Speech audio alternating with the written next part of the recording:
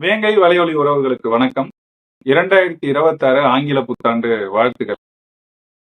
26ல ஒரு புதிய முயற்சியா, தொடக்கத்திலேயே ஒரு புதிய முயற்சியா சிந்திக்க துணிக நாராயணன் அவர்கள், நான் ஏற்கனவே அவருக்கு ஒரு நேர்காணல் கொடுத்து நம்ம சேனல்லையும் கூட அதை போஸ்ட் பண்ணியிருந்தோம், பார்த்திருப்பீங்க. அவர் நிறைய கேள்விகள் இருக்கு, அதை கேட்டு அதுக்கான பதில்களை பெற்றா நல்லா இருக்கும், அந்த மாதிரி நம்ம செய்யலாமான்னு கேட்டாரு. அதனுடைய விளைவு தான் இன்றைய நிகழ்வு. இதை பார்த்துட்டு உங்களுடைய கருத்துக்களை கருத்துரை பெட்டியில பின்னூட்டங்கள்ல சொல்லுங்க. அதுக்கேற்ப இதை எப்படி அடுத்தடுத்து கொண்டு போவோங்கிறத பார்ப்போம். நாராயணன் வணக்கம். வணக்கம் அண்ணா. வணக்கம் வணக்கம். புத்தாண்டு வாழ்த்துக்கள். புத்தாண்டு வாழ்த்துக்கள்.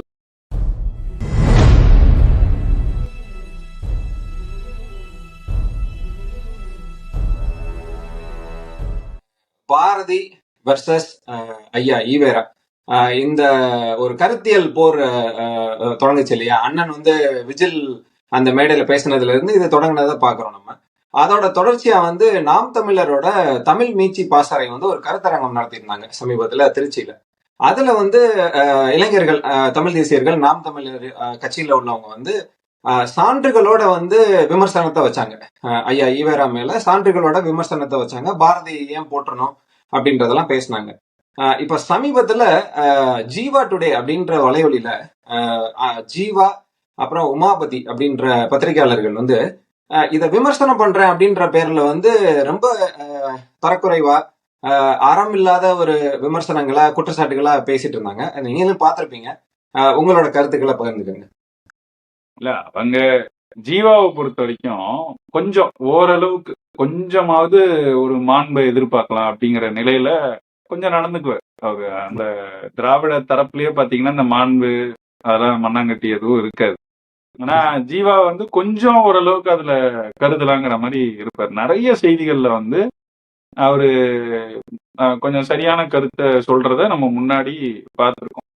குறிப்பா வடவர்கள் இங்க ஆக்கிரமிப்பு இருக்குல்ல, ரொம்ப அதிகமா இங்க வராங்கன்றத அது ஒரு பேராபத்துங்கிறத நம்ம தமிழ் தேசிய தரப்புல எப்பவுமே சொல்றோம். வரக்கூடாதுன்னு கூட நம்ம சொல்லல. வரவங்களுக்கு அந்த இன்னர் லைன் பெர்மிட் உள்ள வரும்போது யாரு வராங்க, எதுக்கு வராங்க, எங்க இருக்காங்க அப்படிங்கிற செய்திகளையாவது திரட்டுறதுக்கான ஒரு வழிமுறையை உருவாக்கணுங்கிறதான் தொடர்ச்சியா நம்ம தரப்புல சொல்லிக்கிட்டு இருக்கோம். இத சொல்லலைனாலும் அவங்க வர்றதுனால ஏற்படுற சிக்கலை பத்தி அவரும் அவருடைய அம்மா ஓவியா அவர்கள் அவங்களாம் தொடர்ச்சியா பேசினதுனால திராவிட கட்டமைப்புக்குள்ளேயே அவங்க கட்டம் கட்டப்பட்டாரு. இதெல்லாம் நடந்தது இப்ப 2 ஆண்டுகள்ல தான் நடந்ததுக்கு அப்புறம் ஒரு கட்டத்துல இவங்க தான் மாறிக்கிட்டாங்க அந்த கருத்தை. ஏன்னா அங்க திராவிட தரப்புல இன்னைக்கு இருக்கிறது எல்லாருமே பண்ணையார்கள் தான், எல்லாம் முதலாளிகள் தான். அதனால முதலாளிகளுக்கான அந்த ஒரு போக்கு மட்டும்தான். அவங்களுக்கு இன்னைக்கு லாபத்துக்கு இந்த வடவரோட குடியேற்றம் தேவைப்படுது. அப்போ அதனால நீங்களாம் எதிர்த்து பேசாதீங்க அப்படிங்கிற நிலையில தான் திராவிடம் அதை பாக்குது. அவங்களுக்கு அதுல சரியான நிலைப்பாடு இருந்தாலும் கடைசியில திராவிட தரப்புல கொடுக்கப்பட்ட அழுத்தத்துக்கு அவங்க மாறிட்டாங்க. அது மட்டும் இல்லாம கடந்த ஆண்டுல இருந்து இந்த ஆண்டு வரைக்கும் இந்த ஈவேரா எதிர்ப்பு நம்ம பேசுறதுனால அதுவுமே இவங்க 2 பேருக்கு கொஞ்சம் சிக்கலா தான் இருக்கு. ஏன்னா இவங்க மற்ற கருத்துக்கள்லாம் நிறைய ஏற்றுக்கொண்டாலும் இந்த ஈவேராவை விட்டுறக்கூடாது, அதை ஒரு மதம் போல பின்பற்றுபவர்கள் இவங்களாம். அப்ப அதுக்கு உடனே முன்களப்பணியாளர்களா யார் அதிகமா இப்ப சீமானை விமர்சிக்க போகிறோம் அப்படின்னு விமர்சிச்சு காட்டணும். அவங்க ஓனர்களுக்கு அவங்க பர்ஃபார்ம் பண்ணி காட்டணும். அதுதான் இப்ப செஞ்சுக்கிட்டு இருக்காங்க. அதுல அந்த தரம் தாழ்ந்த ஒரு சில இடங்கள்ல நான் பார்த்தேன். ஜீவாதே கூட பெருசா இவங்க இந்த திராவிட தரப்பு வலைவலியெல்லாம் நான் பாக்குறதே இல்லை. ஐயா சுபீது மட்டும் கொஞ்சம் கொஞ்சம் பார்ப்பேன், மற்றபடி யாரும் பெருசா பாக்குறது இல்லை. நன்மையில ஜீவா அனுப்பவும் பட்டது. இதுக்கு முன்னாடியே ஒரு காணொலி போட்டிருந்தாரு, ஒரு வாரம் முன்னாடியே அந்த காணொலியும் அனுப்பப்பட்டது. அப்ப நான் பார்த்தப்போ அதுலயே அண்ணனை ஒருமையில ஒரு 2 இடத்துல பேசினதை என்னால பார்க்க முடிஞ்சது. இது பெரும்பாலும் ஜீவா தவிர்ப்பாரு. செய்யறாருன்னா அப்போ புரியுது நம்ம ஏன் செய்யறாங்க, அந்த கட்டமைப்புக்குள்ள இன்னைக்கு எப்படி இயங்குறாங்க, அதுக்கான தேவை இருக்கு, அதுக்காக செய்யறாங்கன்றதை நம்ம புரிஞ்சுக்கிட்டோம். கூட இந்த இந்த உமாபதிங்கிறவரு எப்பவுமே இழிவா பேசுறது, அசிங்கமா பேசுறது கேட்டா அவர் ரொம்ப மூத்த ஊடகவியலாளர், அவர் யார் தெரியுமா அப்படிம்பாங்க. தெரியுது, அவர் பேச்சுல இருந்தே தெரியுது, நீங்க சொல்லவே வேணாமே அப்படி இருக்கும். இப்ப அவரை மாதிரி நம்ம என்னைக்குமே பேசினது இல்லை. எவ்வளவு கேவலமா பேசு நம்ம கூட சொல்லலாம். எப்பவுமே தொப்பியோட தான் இருப்பாரு, பிறக்கும் போதே தொப்பியோட பிறந்தவர்னு சொல்றது ஒரு ரொம்ப மலிவான ஒரு விமர்சனம்னு வச்சுக்கோங்க. நம்ம தரப்புல அப்படி பேசுவோமா? பேசவே மாட்டோம். நம்ம வந்து அவர் சொல்ற கருத்து என்ன, அந்த கருத்துக்கு நம்மளுடைய பதில் என்ன, அப்படிதான் சொல்லுவோம். இதுதான் நமக்கும் அவங்களுக்கும் இருக்கிற வேறுபாடு. அவங்க எந்த அளவுக்கும் கீழே போய் கேவலமா பேசுவாங்க. நம்மளுக்குன்னு ஒரு அளவு இருக்கிறதுனால அந்த கண்ணியத்தோட நம்ம நிறுத்திக்க வேண்டிய தேவை இருக்கு. இதுதான் அவங்க பேச்சை நான் பார்த்த வரைக்கும் எனக்கு புரிஞ்சது என் கருத்து. ஆமா. அது அது உண்மை. என்னன்னா, நான் வந்து தொடர்ச்சியா வந்து காணொளிகள் பார்ப்பேன். இப்ப தமிழ் தேசிய காணொளிகள் வந்து நீங்க பேசுறதா இருக்கட்டும், மணியரசன் ஐயா பேசுறதா இருக்கட்டும், அண்ணன் சீமான் பேசுறதா இருக்கட்டும், மற்ற தமிழ் தேசியர்கள் பேசுறது அது 3/4 மணி நேரம் 1 மணி நேரம் ஆனாலும் தொடர்ச்சியா கேட்கறது உண்டு. நேத்து என்னால 10 நிமிஷம் 1/4 மணி நேரம் காணொளி தான், அது 18 நிமிஷம் நினைக்கிறேன். ரொம்ப சிரமப்பட்டேன் பாக்குறதுக்கு. அந்த அந்த சொற்கள் அது எதுவுமே வந்து ரொம்ப கீழ்த்தரமா இருந்தது. அதுல இன்னொன்னு நீங்க கவனிச்சீங்களான்னு தெரியல, அந்த நேர்காணல் தொடங்கிட்டு இருக்கப்ப வந்து அவருக்கு பின்னாடி ஒரு புத்தகம் வச்சிருந்தாரு. ஜீவா பின்னாடி ஒரு புத்தகம் இருந்தது. அந்த புத்தகத்துல வந்து என்றும் தமிழர் தலைவர் அப்படின்னு போட்டு ஐயா ஈவேராவோட படம் போட்ட ஒரு புத்தகம்.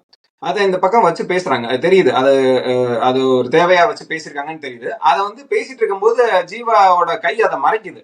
அப்ப வந்து உமாபதி சொல்றாரு, அதை மறைக்காதீங்க அப்படின்றாரு. ஏன் அந்த அளவுக்கு தமிழர்களோட தலைவர், ஏன்னா அவர் வாழ்க்கை முழுக்க திராவிடர் தான் பேசினார் ஐயா ஈவேரா. அப்ப என்றும் தமிழர் தலைவர் அப்படின்னு வச்சு பேச வேண்டிய காரணம் என்ன? இல்ல, அது அருகோ ஐயா இப்ப இறந்தாங்க இல்லையா ஒரு வாரம் முன்னாடி. அவர் வந்து 10-11 ஆண்டுகளுக்கு முன்னாடி ஒரு பேச்சு, அவருடைய பேச்சு, அந்த பேச்சிலேயே ரொம்ப தெளிவா சொல்லியிருப்பாரு. உண்மையிலே அப்போ வரைக்கும் இந்த ஈவேரா மயக்கத்துல ஓரளவுக்கு இருந்த என் போன்ற நபர்களுக்கும் சேர்த்தே ஒரு கண்ணை திறந்து வச்ச ஒரு செய்தி தான் அது. என்னன்னா, நமக்கு வந்து அவர் தமிழை இழுத்து பேசியிருக்கிறாரு, தமிழர்ன்ற ஒற்றுமைக்கு எதிராக இருந்திருக்கிறாருன்ற செய்திகள் ஓரளவுக்கு தெரிய வருதுன்னு வச்சுக்கோங்க. ஆனாலும் அதை எப்படி பயன்படுத்தியிருக்கிறாரு, பெருமைப்படுத்தும் போதெல்லாம் திராவிடர்னு பேசுறது, இழிவுபடுத்தும் போதெல்லாம் தமிழர்னு பேசுறதுங்கிறத பிரிச்சு காமிச்சது. அந்த பார்வையை நமக்கு ஊட்டினதே வந்து அந்த அருகோயாவோட அந்த பேச்சு தான்.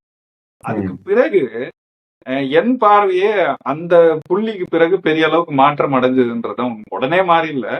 நம்ம உடனே என்ன பண்றோம், சரி இது வரைக்கும் என்னெல்லாம் படிச்சோம் நம்ம பார்க்கும்போது எஸ்.வி. ராஜதுரை, மஞ்சை வசந்தன், இந்த திராவிட இயக்க எழுத்தாளர்களோட எழுத்து வழியா தான் நம்ம ஈவேராவை தெரிஞ்சுக்கிறோம். அப்ப அந்த புள்ளிக்கு பிறகு என்ன ஆகுதுன்னா, உண்மையிலேயே இந்த ஆள் இப்படி எல்லாம் பேசியிருக்காரா அப்படின்னா இவங்களோட எழுத்துக்கள்ல படிக்கும்போது நமக்கு தெரியாது, ஏன்னா மறைச்சிருப்பாங்க. அப்ப அவர் என்ன எழுதினாருன்னு தேட ஆரம்பிக்கிறேன். அப்ப எனக்கு இந்த தொகுப்பு நூல் எல்லாம் கிடைக்கல. எனக்கு இந்த தொகுப்பு நூலே இப்பதான் 2-3 ஆண்டுக்கு முன்னாடி ஒரு நண்பர் அவரா முயற்சி எடுத்து உங்களுக்கு இது கிடைச்சதுன்னா பயன்படும்னு அவர் வாங்கி எனக்கு கொடுத்ததுனால கிடைச்சது. இல்லைன்னா எனக்கு அந்த தொகுப்பு நூலும் கிடைச்சிருக்காரு. அப்போ அந்த அந்த 2016-17 காலகட்டத்துலதான் முக்கியமா இதை நான் வந்து அதிகம் படிச்சு இந்த மாற்றம் எனக்கு நிகழ்றது அந்த காலகட்டத்துலதான். அப்ப நான் படிச்சதெல்லாம் இணையதளங்கள்ல தான் பெரும்பாலும் படிச்சேன். அன்னைக்கு கீற்றுலயே இருக்கு, இன்னைக்கும் இருக்கு.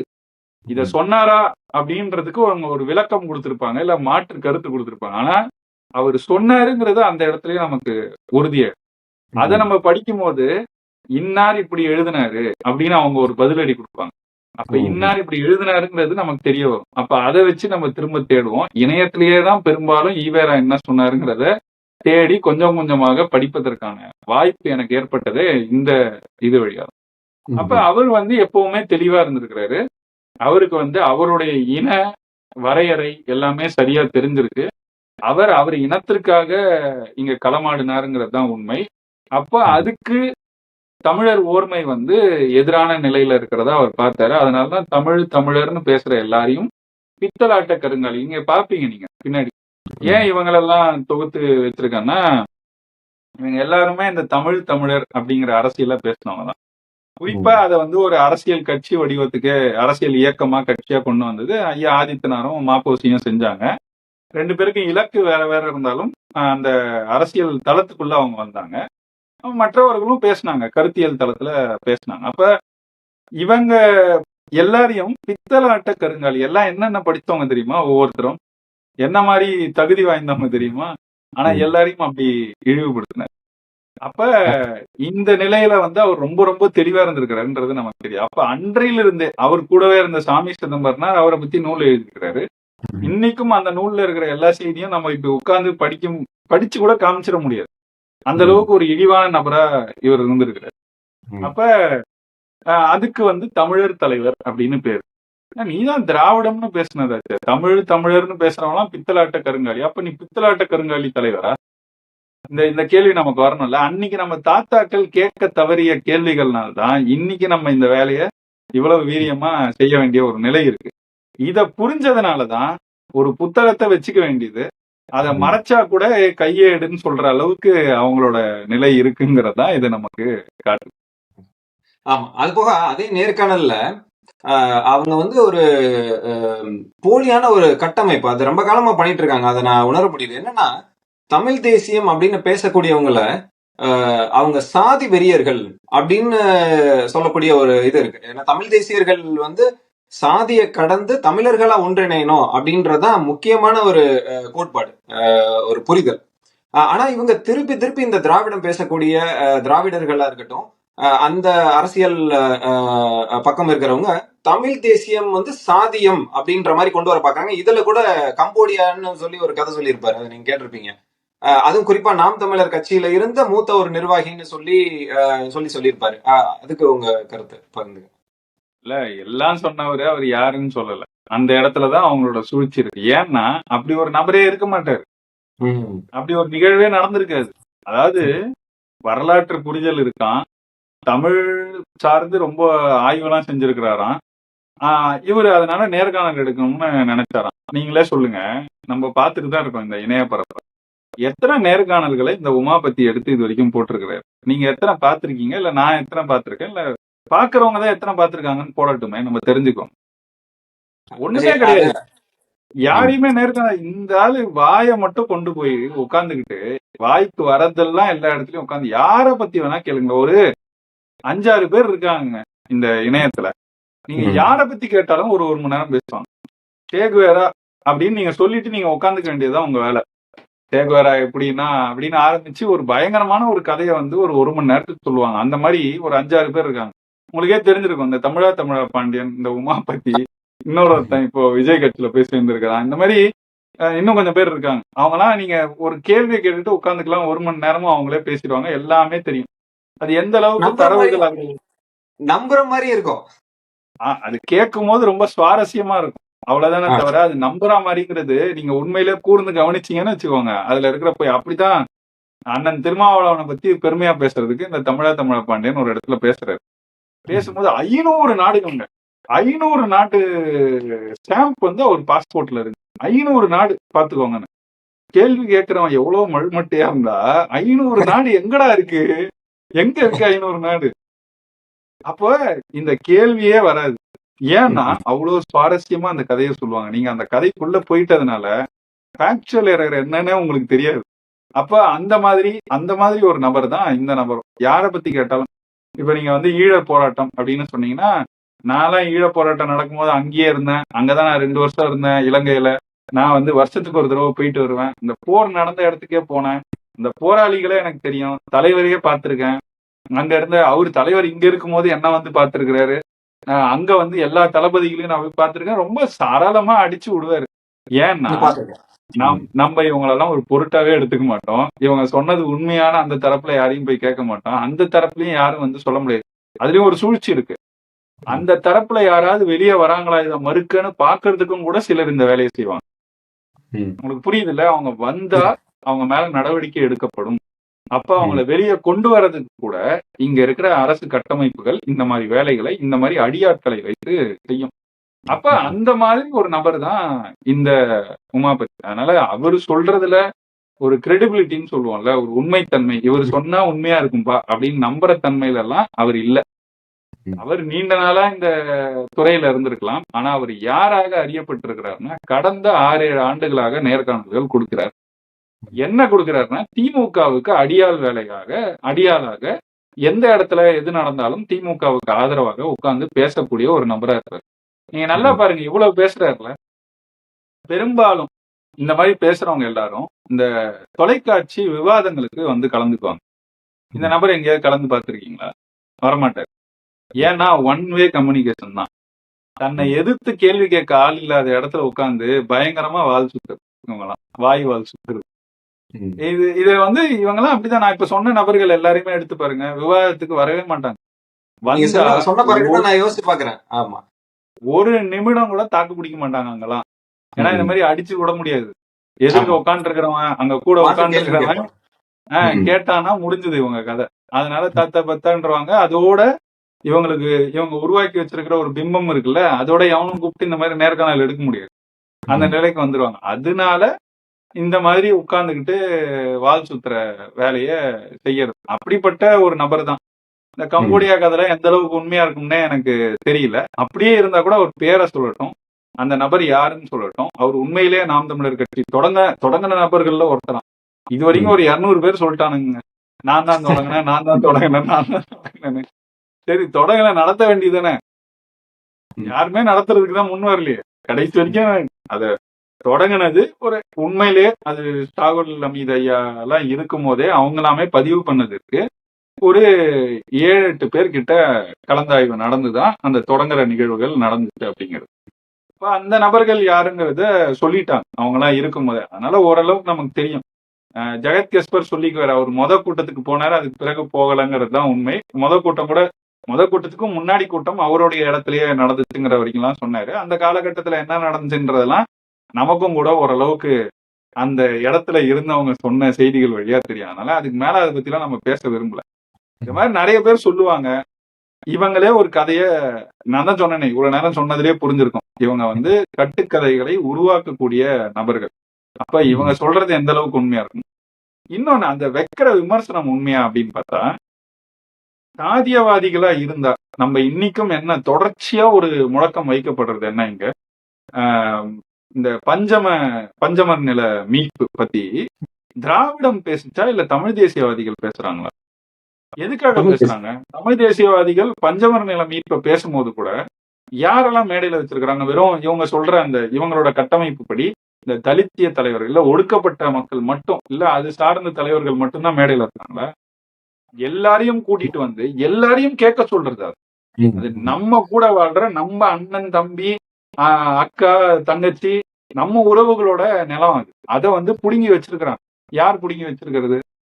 இந்த கட்டமைப்புக்குள்ள இந்த மாதிரி இயங்குற அடியாட்கள் தான். அப்ப அவங்க கிட்ட இருந்து மீட்டு தரணுங்கிறத எல்லாரும் சேர்ந்து கேட்கிறோமே, அந்த இடத்துல நம்ம சாதியவாதிகளா? நீண்ட காலமா ஒடுக்கப்பட்டவர்கள் அப்படின்னு சொல்லி நீ ஒடுக்கி வச்சிருக்க. அப்ப அவங்கள பட்டியல் வெளியேற்றம் கொடு, அவங்களுக்கு சாதிவாரி கணக்கெடுப்பு செய்து அவங்க கணக்குக்கு ஏற்ப அவங்களுக்கு இடப்பங்கீட்டை செஞ்சுட்டு அவங்களுக்கு பட்டியல் வெளியேற்றத்தை கொடுன்னு கேட்கிறோமே, நம்ம சாதியவாதிகளா? சாதியவாதி கேட்பானா? நீங்களே சொல்லுங்க. ஒரு சாதியவாதியா இருந்தா இந்த மாதிரி கோரிக்கைகளை முன்வைப்பான். ஏதாவது அடிப்படை இருக்கா? நம்ம கொண்டாடுற தலைவர்களே பாருங்க. இப்ப நான் சொன்ன இந்த பட்டியல் இங்க இருக்கிற தலைவர்களே ஒடுக்கப்பட்ட மக்கள் சார்ந்து இயங்கின தலைவரும் இருக்காரு. படமே அவரு தான். இத்தனை அயோத்திதாச பண்டிதர் தான் வச்சிருப்பேன். ஏன்னா தமிழருங்கிற அரசியல் அவர் தான் திராவிடத்தை சொன்னாரு அப்படிம்பாங்க. திராவிடமும் சொன்னாரு, அதுக்கு பிறகு ஒரு பைசா தமிழன் நடத்தினார்ல, அப்ப தமிழன்றது தான் கடைசியில முடிச்சாரு. இவங்க பெரியாருக்கு வரும்போது மட்டும் எப்படி முடிச்சாருன்றதை எடுத்துக்கோங்கிறது, அப்ப அயோத்திதாசருக்கு வரும்போது எப்படி முடிச்சாருங்கிறத எடுத்துக்கூடாது. அவர் எப்பயோ ஒரு தடவை திராவிடம் சொன்னாரா, நாங்க அதே பிடிச்சு தோங்கும்.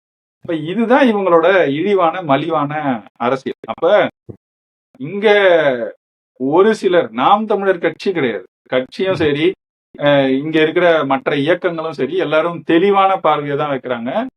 சாதியை புறம் தள்ள சொல்லிதான், சாதி ஒழித்தல் ஒன்று அப்படின்னு தான் இங்க நம்ம தொடர்ந்து பேசுறோம். அப்ப அந்த நிலையில தான் இயங்குறோம். வேற சிலர் எப்பவுமே இருக்கும், அந்த மாதிரி வேற சிலர் சில சாதியவாத கருத்துக்களை பேசலாம்.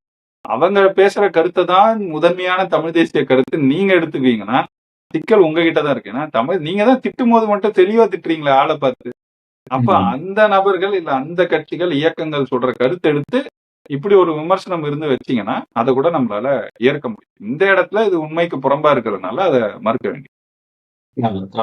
அடுத்து அண்ணன் சீமான் பத்தி பேசும்போது உமாபதி என்ன சொன்னாருன்னா, உமாபதி ஜீவா 2 பேருமே என்ன சொன்னாங்கன்னா, சீமானோட எதிர்ப்பு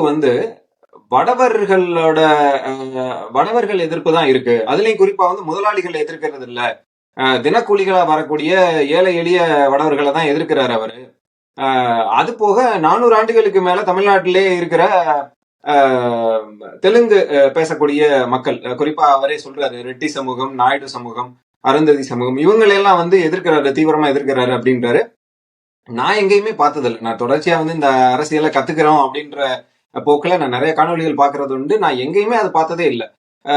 அத அவர் குற்றச்சாட்டா வைக்கிறாரு. அதை பத்தி உங்க கருத்து?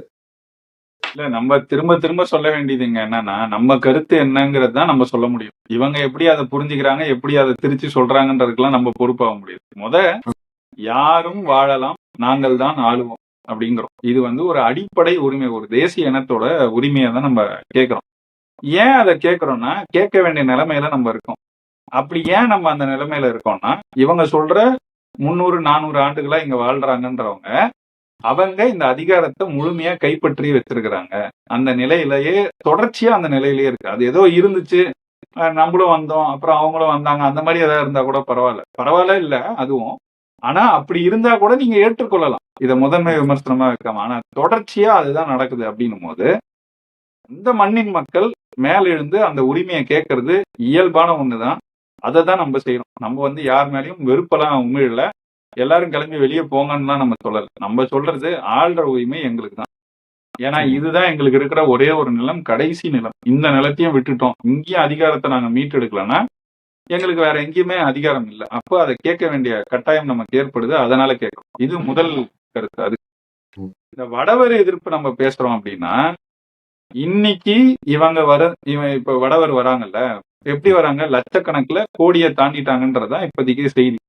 அப்ப இது இப்படியே விட்டா இன்னும் இவங்க சொல்ற 300 400 ஆண்டுகளா இங்க மன்னர் ஆட்சி காலத்துல வந்தவங்க இன்னைக்கு எப்படி அதிகாரத்தை வச்சிருக்காங்க.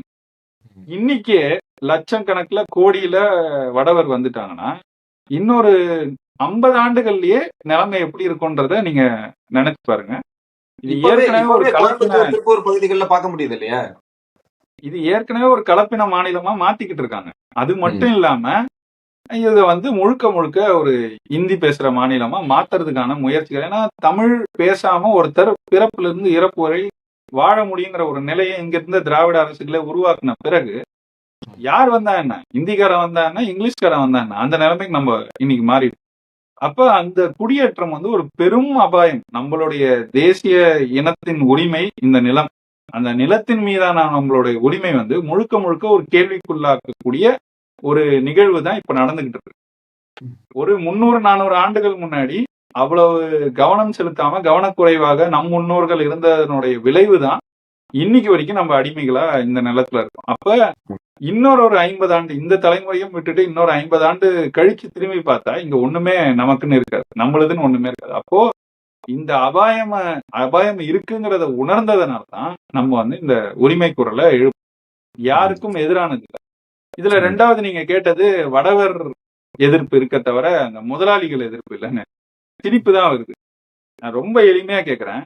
அண்ணன் ஒரு 1000 முறை அதானியோட இங்க இந்த செயல்பாடுகள் பத்தி பேசிட்டார். அதானி மோடி நட்பு பத்தியும், அது ஏன் நடக்குது, அது வழியா இங்க என்னென்ன சுரண்டல்கள் நடக்குதுங்கிறத பத்தியும் பேசியிருக்கிறார். இங்க அதானி துறைமுகத்துக்கு எதிரான போராட்டம்னு எடுத்தீங்கன்னா முதன்மையா அங்க நிக்கிறது இன்னைக்கு வரைக்கும் அது முழுமையா நடைமுறைப்படுத்தப்பட முடியாம எடப்பாடி ஆட்சி காலத்திலும் சரி இன்னைக்கும் சரி இருக்கிறதுக்கான முதன்மை காரணம் அண்ணன் சீமானும் நாம் தமிழர் கட்சி. இது அங்க போய் கேட்டீங்கனாலே சொல்லுவான். அப்ப இந்த அளவுக்கு இந்த வடவர் முதலாளி எதிர்ப்பை செய்யற நாம் தமிழர் கட்சியை பார்த்து நீங்க வந்து வடவரை எதிர்க்கலன்னு சொல்றாங்க. யாரு? திமுகவின் சொம்புகள். எந்த திமுக? இப்போ ஓராண்டுக்கு முன்னாடி அதானி ரகசியமா வந்து செனட் ஆஃப் ரோட்ல முதல்வர் வீடு இருக்கும் சாலையிலேயே வந்து ஒரு இடத்துல பக்கத்துல ஒரு வீட்டுல தங்கினதாகவும் ஒரு நாள் முழுக்க அங்க இருந்ததாகவும் அதானியும் அவர் மகனும் வந்ததாகவும் அதானியும் அவர் மகனும் முதல்வரை அப்புறம் முதல்வரோட மருமகனெல்லாம் ரகசியமா சந்தித்ததாகவும் செய்திகள் வந்துச்சு. இன்னைக்கு வரைக்கும் இல்லை, அது உண்மை இல்லை, அவர் வரவும் இல்லை, நாங்கள் சந்திக்கவும் இல்லைன்னு ஒரு தெளிவுபடுத்தல் கூட இது வரைக்கும் முதல்வர் தரப்புல செய்யலையே. நீங்க பேசலாமா? யார் உண்மையிலே நீங்க முழுக்க முழுக்க முதலாளிகளுக்கு ஆதரவா நிக்கிறது திராவிட கட்டமைப்பு. அதனால்தான் வடவர் குடியேற்றத்தை கூட ஏத்துக்கிறதுக்கான காரணம் இதுதான். இந்த அடிப்படை எல்லாத்தையும் மறைச்சிட்டு ஏதோ புதுசா ஒரு கதையை உருவாக்கணும்னு நினைச்சீங்கன்னா எங்க தாத்தாக்கள் காலத்துல இது சாத்தியப்பட்டிருக்கும், இன்னைக்கு முடியாதுல்ல. அடுத்து இந்த ஐயா ஈவேரா பத்தி பேசும்போது ஆங்கிலேயர்கள் காலத்துல ஐயா ஈவேரா நினைச்சிருந்தா பல பதவிகளை அனுபவிச்சிருக்க முடியும், வாய்ப்புகள்லாம் வந்தது. ஆனா இருந்தாலும் அதை வந்து அவர் ஏற்றுக்கல அப்படின்னு ஜீவா அவர்கள் சொன்னாரு. ஜீவா. ஆமா, அப்படி சொல்லும் போது வந்து ஏன் அது வேணாம் அப்படின்னு சொன்னாருன்னா, அன்றைய காலகட்டத்துல வந்து ஆங்கிலேயர்களுக்கு கீழே பிராமணர்கள் தான் அதிகமான பதவிகள்லையும் செல்வாக்கும் வச்சிருந்தாங்க அப்படின்றதெல்லாம் சொல்லி, இருந்தாலும் இவருக்கு வாய்ப்பு வந்ததை தவிர்த்துட்டாரு அப்படின்னு சொன்னாரு. அது எனக்கு கொஞ்சம் வேடிக்கையா தான் இருந்தது. அதை பத்தி நீங்க சொல்லுங்க. எதனால வந்து ஒரு அதுல என்ன சொன்னாருன்னா, ஈவேராவை வந்து வெள்ளக்கார கைக்கூலின்னு சொல்றோம், இல்ல அடிவருடின்னு சொல்றோம். அது எப்படி சொல்ல முடியும்? அன்னைக்கு வெள்ளக்காரனுக்கு அவர் என்ன அடிவருடியா இருந்தாரு? அன்னைக்கு வெள்ளக்காரங்கிட்ட முக்கியமான பதவிகள்ல, இங்க அரசு பதவிகள்ல எல்லாம் இருந்தது பிராமணர்கள் தான். நீங்க அவங்கள கடப்பாறை எடுத்து ஈவேராவை தகர்க்கணும்னு சொல்றீங்க அப்படின்னு சொல்லி அவருக்கு முக்கியமான பொறுப்பு கொடுத்தா போல என்னது பிரீமியர்னு ஒரு போஸ்ட், அதாவது ராஜாஜில இருந்த போஸ்ட், அப்ப வந்து எடுத்துக்கோங்கன்னு சொன்னாங்களாம், இவர் எடுத்துக்க மாட்டேன்னு சொன்னாராம். அது எங்கடா பேசுறீங்க? ஏதாவது சான்று இருக்கணும். அந்த காலகட்டத்துல நீதி கட்சி வீழ்ற வரைக்கும் இவர் வெளியில இருந்து நீதி கட்சிக்கு ஆதரவா பேசிக்கிட்டு இருந்தாரே தவிர நீதி கட்சிக்குள்ள இயங்கவே இல்லை. நீதி கட்சிக்குள்ள பெரிய பெரிய ஆட்கள் அன்னைக்கே இருந்தாங்க. அது தொடர்ச்சியா அங்க என்ன நடந்துகிட்டு இருந்ததெல்லாம் நம்ம நிறைய பேசியிருக்கோம். நம்மளோட காணொலிகளை பின்னாடி போய் பார்த்தா தெரியும். அது இன்னொரு விவாதத்துக்கு வச்சுக்கோம். இப்ப இவரை கேட்டாங்களா, இவர் மறுத்தாராம். அந்த மாதிரி இது வரைக்கும் எந்த இடத்துலயும் செய்தி இல்லை. இவரை வாங்க நீங்க பிரீமியரா இருங்கலாம் சொல்லி எந்த செய்தியும் இல்லை.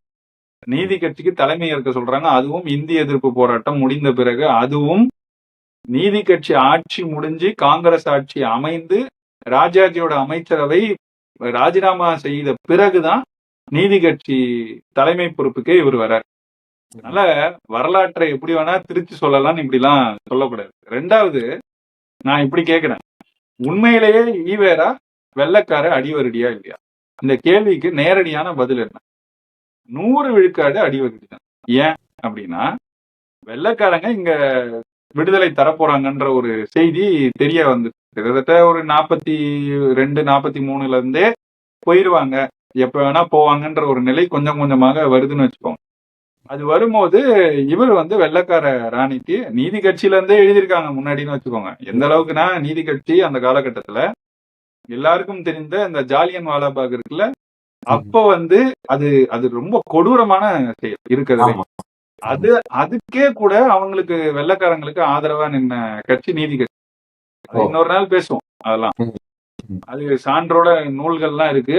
நம்ம கோடிட்டு எந்த பக்கத்துல என்ன எழுதுனாங்க, என்ன கடிதம் போச்சுன்ற வரைக்கும் நம்மளால காட்ட முடியும். அதெல்லாம் அப்புறம் இன்னொரு நாள் பேசுவோம். ஆனா ஈவேராவை பொறுத்த வரைக்கும் இந்த விடுதலை கிடைக்க போகுதுன்ற ஒரு நிலை ஏற்பட்ட உடனே அவர் வெள்ளக்கார ராணிக்கு, மன்னர் அன்னைக்கு ஜார்ஜ்னு நினைக்கிறேன், ஜார்ஜுக்கு வந்து ஒரு இல்ல விக்டோரியாவா தெரியல, 2 பேர்ல யாரோ ஒருத்தர் தான் இருந்தாங்க. அவங்களுக்கு வந்து ஒரு கடிதம் அப்ப எழுதுறாரு.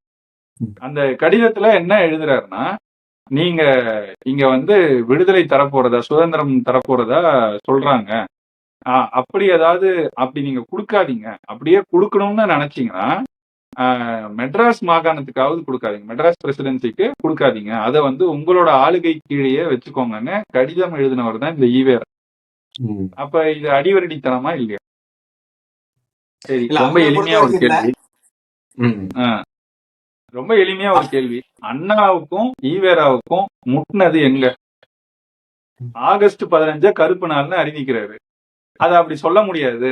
வெள்ளக்கார சுரண்டல்ல இருந்து நம்ம மீளணும், அதனால இது தேவைதான், இது சரிதான், அந்த நாளை வந்து அப்படி அறிவிக்க கூடாதுன்னு 2 பேரும் சண்டை போட்டுக்கிட்டது. அதை வச்சு ஆகஸ்ட் 15 இவங்க ஒரு நூலே வெளியிட்டு இத்தனை வருஷமா வித்துக்கிட்டு இருக்கானுங்க. அவர் அதை கருப்பு நாள்னு அறிவிச்சது, அதை அவங்க விட்டுட்டு போக கூடாதுன்னு சொன்னது, அதுக்கு பேர் அடிவருடித்தனம் இல்லையா? அப்ப எல்லாமே இப்படி பண்ணிட்டு இதுல கூடுதலா என்னன்னா, அவங்க பாத்தீங்கன்னா வெள்ளக்கார ஆட்சியில பிராமணர்கள் தான் அங்க இருந்தாங்க. ஆமா இருந்தாங்க, யார் இல்லைன்னு சொன்னது? சரி, பிராமணர்கள் இருந்தாங்க. நீங்க பிராமண எதிர்ப்பு பேசுறவர், அப்ப நீங்க என்ன பண்ணிருக்கணும்? பிராமணர்களுக்கு பொறுப்பு கொடுத்து நீ வச்சிருக்கிறன்னா நீ எனக்கு எதிரி. ஏன்னா நான் அவங்களை எதிரியா பாக்குறேன். நான் அவங்களதான் எதிரியா சொன்னாரு, கட்டமைச்சு. அன்னைக்கு எந்த அளவுக்குன்னா, அக்ரகாரத்தை கொளுத்தி அதுல 1000 பேரை தூக்கி போட்டு சாவடிச்சாதான் சாதி ஊழியம்னா அதை செய்வோம், கொல்லுவோம், கொளுத்துவோம் கத்துன பைத்தியக்கார கூட்டம் இது. இப்ப அந்த கூட்டம், அப்ப நீ உண்மையிலேயே பிராமண எதிர்ப்பு பேசியிருந்தனா என்ன பண்ணிருக்கணும்? அந்த பிராமணர்களுக்கு பொறுப்பு கொடுத்த வெள்ளக்காரனை நீ வெளியேறு அப்படின்னு சொல்லிருக்கணும் இல்லையா? நீ என்ன செஞ்ச? நீ ஏன் ஆளுன்னு சொன்ன? அப்ப நீ வெள்ளக்கார அடிவருடி மட்டும் இல்ல, பிராமண அடிவருடியாவும் இருந்துகிட்டு எங்களை ஏமாத்திருக்க.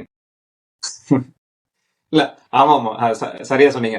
அது போக ஒரு சுவாரஸ்யமான ஒரு செய்தியை வந்து ஜீவா பேசியிருந்தாரு.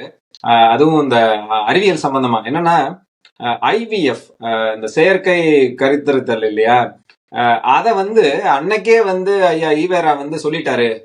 இது வந்து நீங்க பெண் அடிமைத்தனத்துல இருந்து வெளியே வரணும் அப்படின்ற மாதிரி சொல்லிட்டாருன்னு இப்ப இன்னைக்கு சூழ்நிலையில நம்ம பாக்குறோம். அதாவது வந்து ஒரு தமிழ்நாட்டுல பல இடங்கள்ல ஐவிஎஃப் கிளினிக்ஸ் எல்லாம் வந்துருச்சுன்றத பாக்குறோம். அது எவ்வளவு கேடு அப்படின்றத மக்கள் உணர்றாங்க, மருத்துவர்கள் பேசுறாங்க, அதெல்லாம் பாக்குறோம்.